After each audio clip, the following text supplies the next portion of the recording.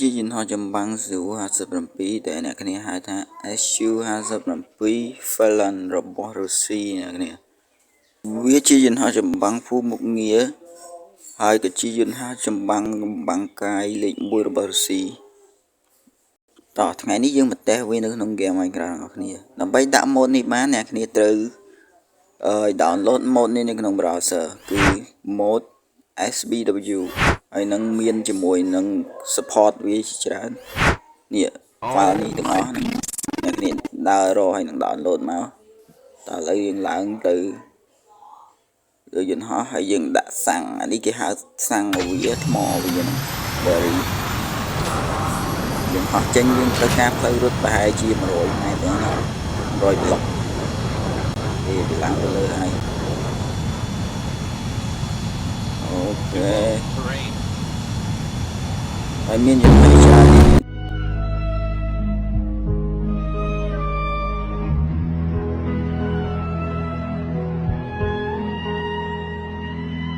ន្តហោះនេះគឺមាន radar super gray vision ហើយវាហោះបានចម្ងាយ 2000 ជាងគីឡូម៉ែត្រក្នុង1ម៉ោងហ្នឹងនេះហើយគឺ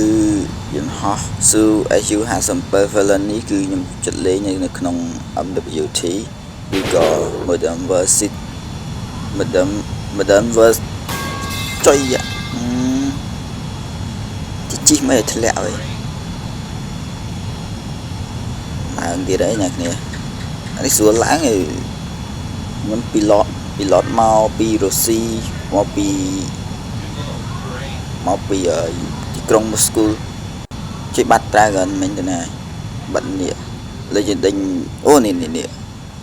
បាញ់ទៀតហ្នឹងមក